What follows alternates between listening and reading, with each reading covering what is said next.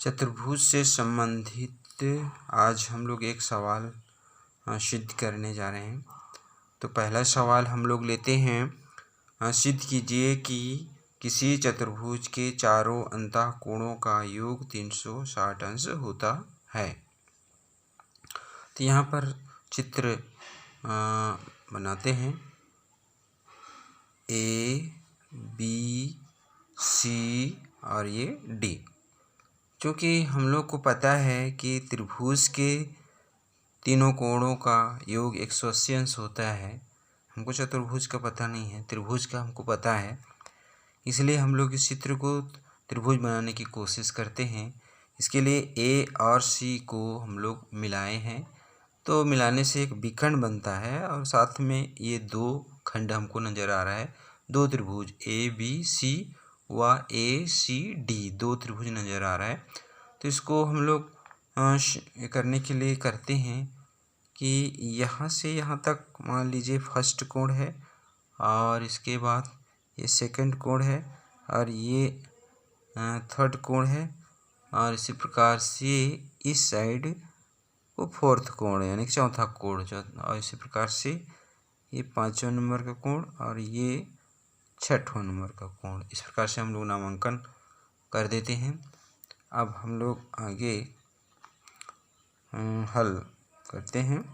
हल हम लोग को दिया है क्या दिया है कि चतुर्भुज है।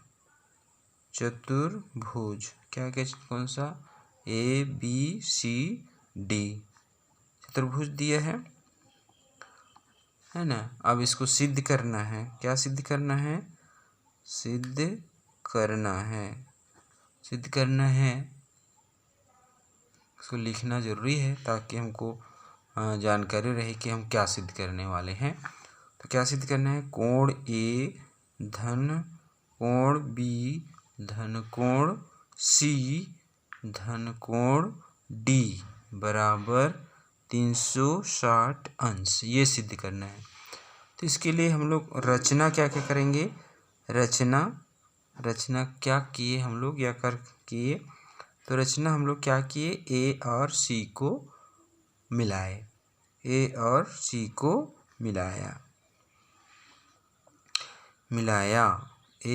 को मिलाए और इसी से हमको त्रिभुज नज़र आ रहा है। तो यहाँ से आगे हम लोग देखते हैं इसका हम लोग उपपत्ति करते हैं, उपपत्ति लिखते हैं। और इसमें हम लोग को कौन सा त्रिभुज लेंगे? त्रिभुज ए बी सी में हमको स्पष्ट नज़र आ रहा है। इसमें त्रिभुज ए बी सी ये त्रिभुज नज़र आ रहा है, इसी को हम लोग ले लेते हैं। तो इसमें हम लोग को पता है कौन कौन सा कोण आएगा। कोण नंबर 1 और कोण नंबर 2 और कोण नंबर 3, ये तीनों अंतःकोण हैं। इसके मान कितने होंगे? 180 के बराबर। इसको समीकरण नंबर 1 रख देते हैं। हमको पता है, क्या पता है कि त्रिभुज के अंतः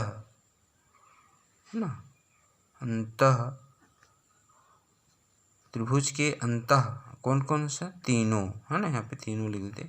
अंतः कोणों का योग कितना होता है? 180 अंश। ये हमारा आधार है। अब इसी आधार पे हम लोग देखें कि कोण 1 धन कोण 2 धन कोण 3 बराबर 180 अंश। ये हो गया। पुनः हम लोग अगला देखते हैं। दूसरा त्रिभुज हम लोग को दिखाई दे रहा है, त्रिभुज ए सी डी में। इसमें हम लोग को क्या दिखाई दे रहा है? अंतःकोण कोण नंबर 6 कोण नंबर 4 कोण नंबर 5 बराबर कितना होगा? 180 अंश। ये समीकरण नंबर 2 कर देते हैं। अब ये भी उसी के हिसाब से होगा कि त्रिभुज के तीनों अंतःकोणों का योग 180 अंश के बराबर होते हैं। चाहे तो लिख सकते हैं, नहीं तो नहीं लिखें चलेगा। त्रिभुज के तीनों अंतः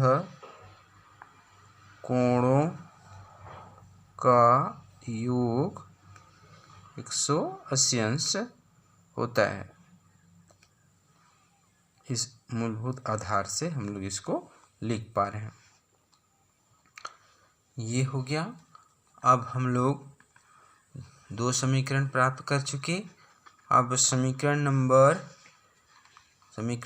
1 व समीकरण नंबर 2, समीकरण नंबर 1 व समीकरण नंबर 2 को जोड़ने पर क्यों जोड़ रहे हैं? क्योंकि इसी से हमारा चतुर्भुज का चारों कोणों का योग प्राप्त होगा। तो हम जोड़ देते हैं कोण नंबर 1 धन कोण नंबर 2 धन कोण नंबर 3, और इसी प्रकार से कोण नंबर 6 धन कोण नंबर 4 धन कोण नंबर 5। इस बाएं पक्ष में ऐसा हो गया, और इस साइड भी हो जाएगा दायां पक्ष में, राइट हैंड साइड में 180 अंश और 180 अंश। तो हम लोग देखते हैं कि कौन कौन कोण जुड़ेंगे तो एक कोण का निर्माण करेंगे। जैसे इसमें देखिए 1 नंबर कोण 1 व कोण 6, ये दोनों मिलके एक कोण बना रहे हैं। इसी प्रकार से हम लोग आगे दोनों को एक साथ लिख दिए। इसके बाद कोण नंबर 2 को लिखे।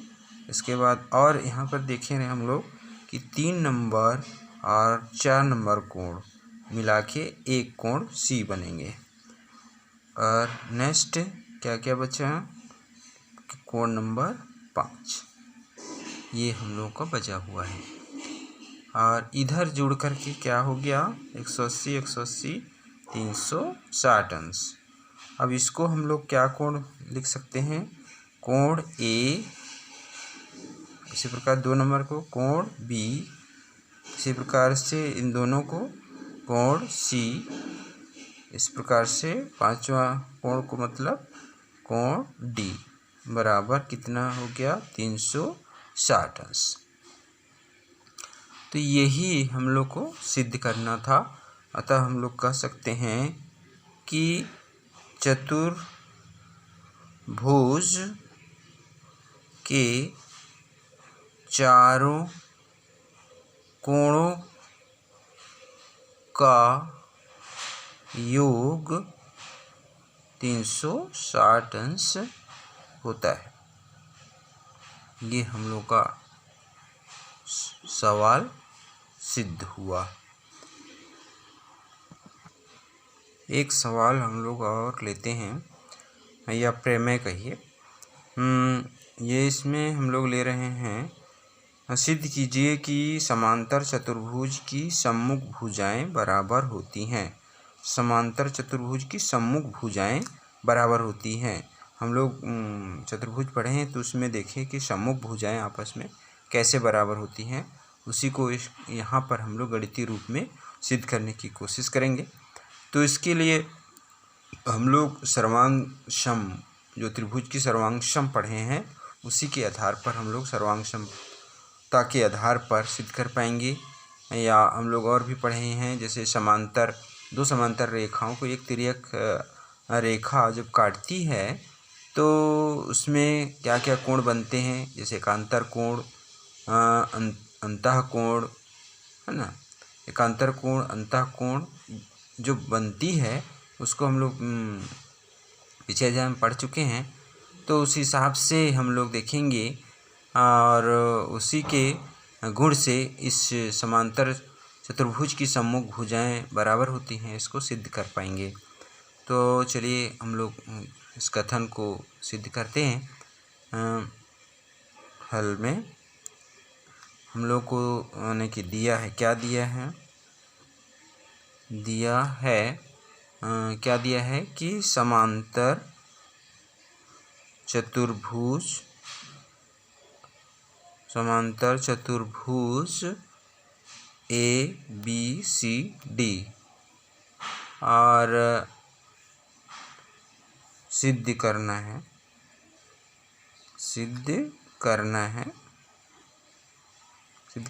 क्या सिद्ध करना है कि AB भुजा और DC भुजा व AD भुजा व CB भुजा आपस में बराबर हैं।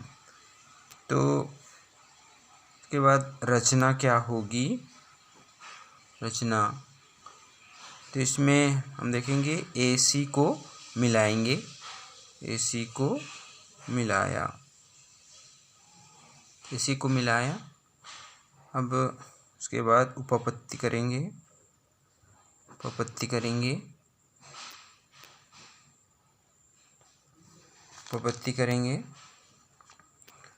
तो इस चित्र तो बना ही लेते हैं, क्यों चित्र के बिना तो होगा नहीं।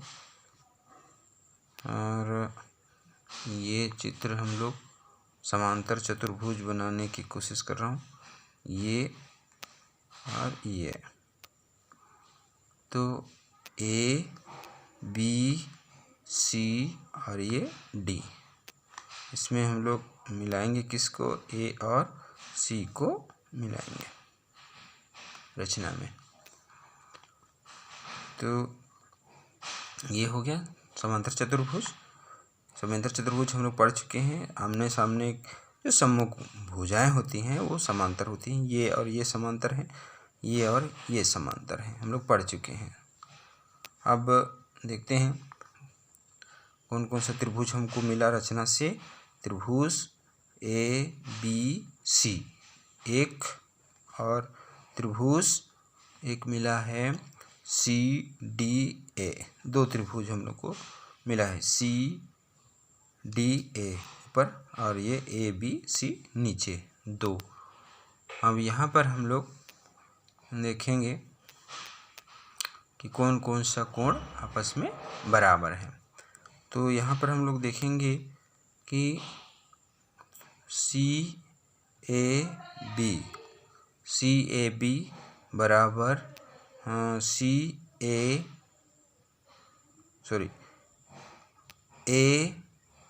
ACD, यानी कि ये A कोण और C कोण की बात कर रहे हैं, है ना।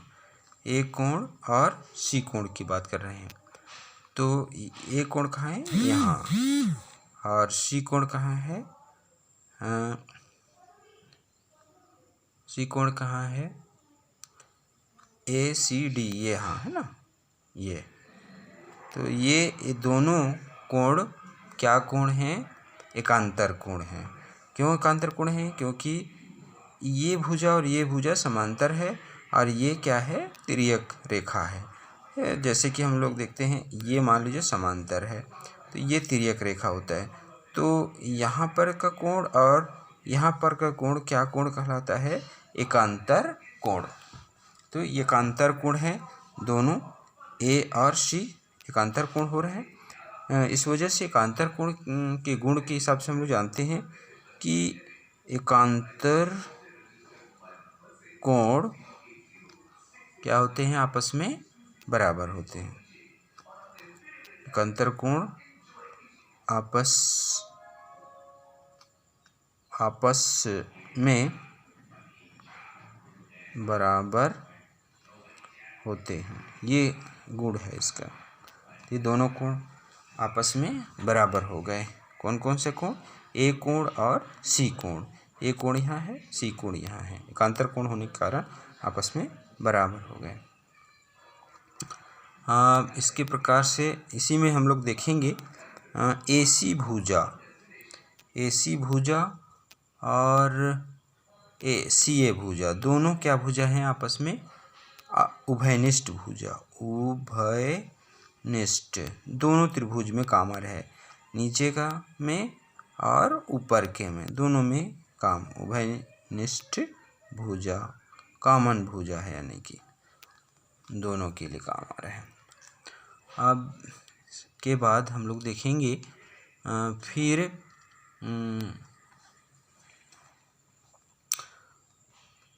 तो ये हम देखेंगे अगला कि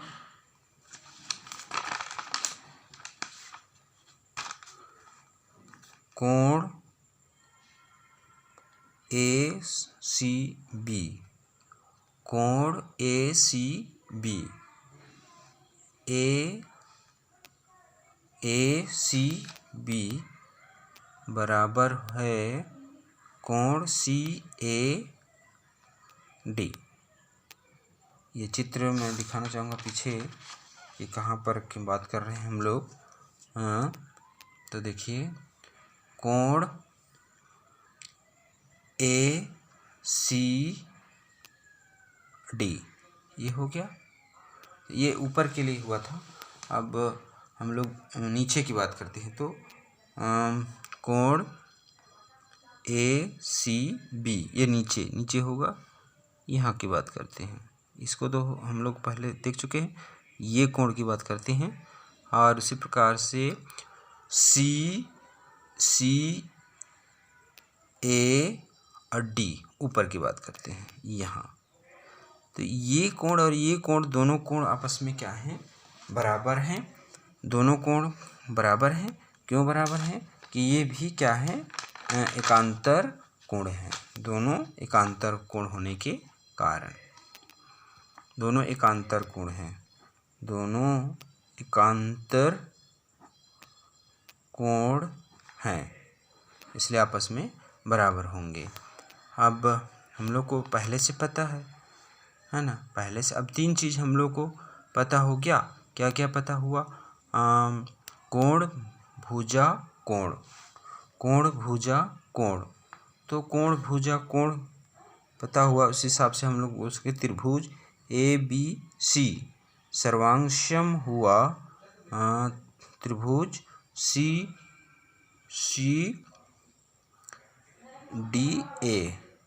के कौन से नियम से ये सर्वांगसम हुआ? इसको हम लोग कहेंगे कोण लिए थे, फिर क्या लिए?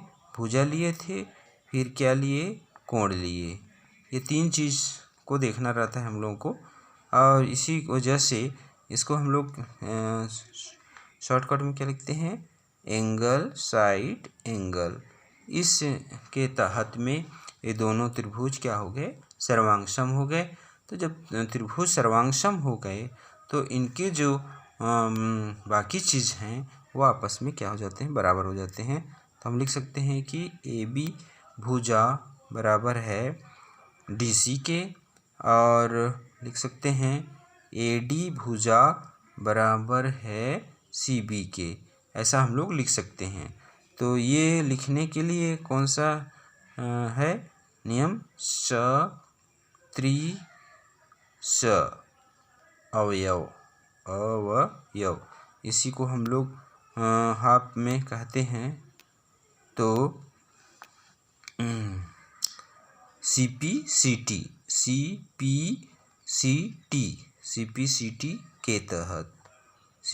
के तहत हम लोग इसको लिख सकते हैं सत्रिशभ,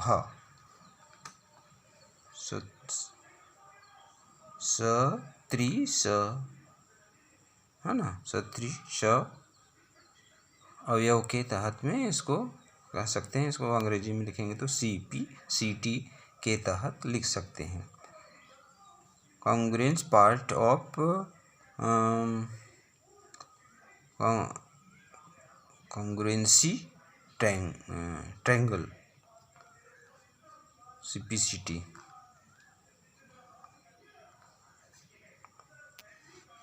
ठीक है, आज के लिए इतना।